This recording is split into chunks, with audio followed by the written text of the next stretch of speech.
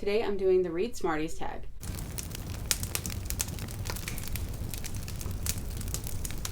Welcome to Candlewick Library. I'm Cheryl. I was tagged by Reading Ideas. It was originally created by To Readers It May Concern and at Prose and Petticoats. Number 1, what is your strategy to stay focused and engaged while reading? That is something that kind of depends on the book. Sometimes I'll have a day where I'm more distracted or my mind keeps wandering. Maybe the book isn't holding my attention as much because of the book or because of just my own mood that day. And what I'll usually do in that situation is I will flip 25 pages past where I'm starting. And then I will go to wherever the end of the chapter is after that 25 pages. And I won't let myself do anything else until I've got to that bookmark.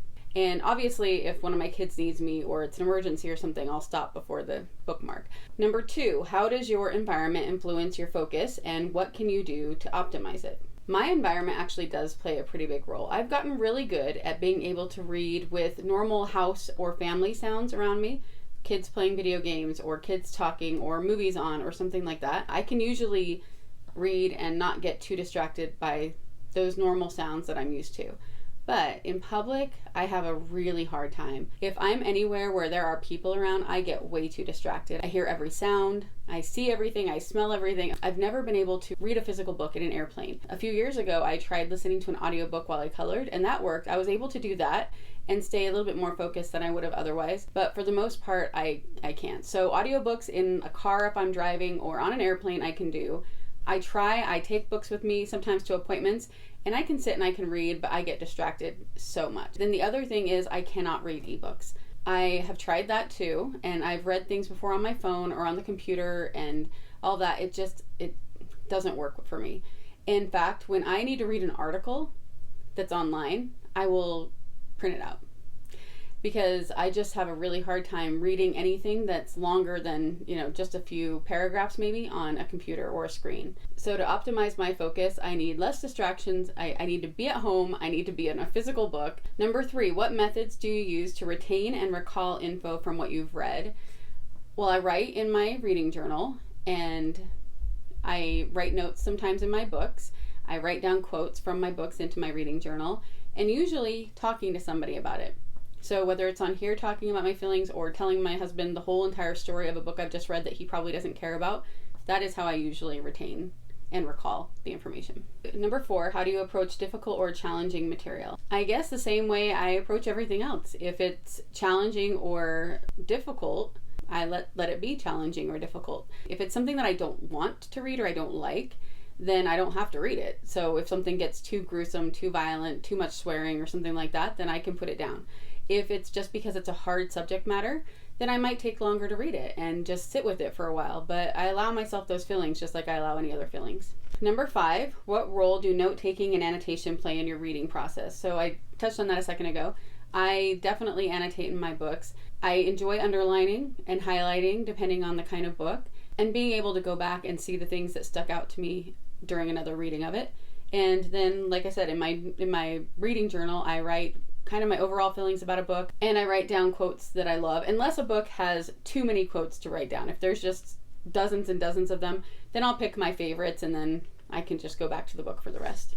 Number 6, how do you balance reading for pleasure with reading for personal or professional development? I have what I call my morning books and my regular books, and that is that every morning I read the Bible first, and then I have a couple of books that I have picked out that are usually nonfiction. They can be religious, they can be non-religious, it doesn't really matter, they're just usually nonfiction. Or something that is a harder book that's going to be longer and more dense, and I read those right after my Bible, before I go and do anything else. And then the rest of the day, when I'm just wanting to read for relaxation or before bedtime or something, then I will read whatever the for fun book is. And so that way I can always be doing both and not feel like I have to choose one over the other. Number 7, what is the importance of setting reading goals?